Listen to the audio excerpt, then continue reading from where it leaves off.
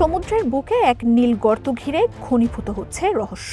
South China সিতে থাকা ওই গর্তটির নাম সানশাইয়াংলে। সমুদ্র বিজ্ঞানীদের কাছে অবশ্য সেটি ড্রাগন হোল বা ড্রাগনের গর্ত নামেই বেশি পরিচিত। গত এক দশকের বেশি সময় ধরে এটিকে নিয়ে চলছে গবেষণা। তবে তাদের রহস্য মেটা তো দূর, উল্টো সময়ের সঙ্গে সঙ্গে তা আরও বেড়েছে। গর্তটির গভীরতা নিয়েও বেড়েছে অস্পষ্টতা। গবেষকরা বলছেন, সমুদ্রের তলদেশে ওই ধরনের গর্ত তৈরি একেবারেই আশ্চর্যজনক নয়। প্রবাল প্রাচীর বা ছোট টিলায় ধাক্কায় প্রায়ই সাগরে ঘূর্ণি তৈরি হয়। খুব ছোট এলাকা জুড়ে সেটা গোল হয়ে ঘুরতে থাকলে ওই ধাক্কায় জন্ম নেয় ছোট ছোট গোলাকার গর্ত। তবে কয়েকশো মিটার গভীর গর্তও রয়েছে। ভবিষ্যৎ হোক নিরাপদ, বিনিয়োগ হোক বিশ্বস্ত, আর আমার পছন্দ সল্ট বে। ওয়েলকাম টু সল্ট বে।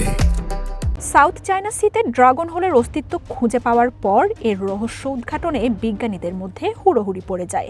৩০১ মিটার গভীরতা থাকায় একে সমুদ্রের গভীরতম গর্ত বলে মনে করছিলেন তারা, যদিও পরে মেক্সিকো উপসাগরে আরও গভীর সামুদ্রিক গর্তের সন্ধান মেলে।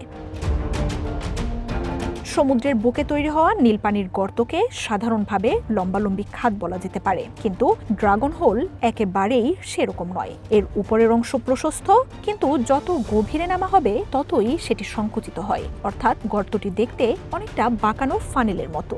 সামুদ্রিক গর্তগুলোর মধ্যে এই ধরনের কাঠামো বেশ বিরল।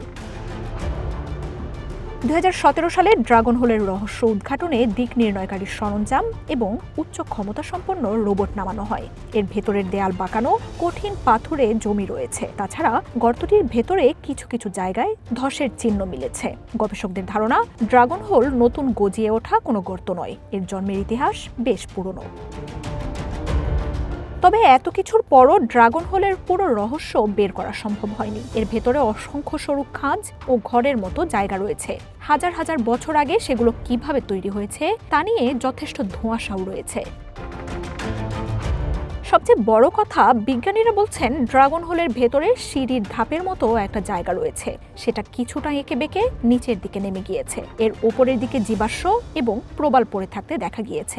গবেষকদের অনুমান, একটা সময় গর্তটিতে প্রাণের অস্তিত্ব ছিল, কিন্তু পরবর্তীকালে এর আকার বাড়তে শুরু করলে সেখানে প্রাণের অস্তিত্ব লোপ পায়। উপরের দিকে ৯০ থেকে ১০০ মিটার পর্যন্ত অক্সিজেন রয়েছে, ফলে সেখানে সামুদ্রিক জীবের অস্তিত্ব পাওয়া যায়, কিন্তু তার চেয়ে নিচে নামলে আর সেটা পাওয়া যায় না। মার্জিয়া উপমা, ওয়ান ইন্টারন্যাশনাল ডেস্ক।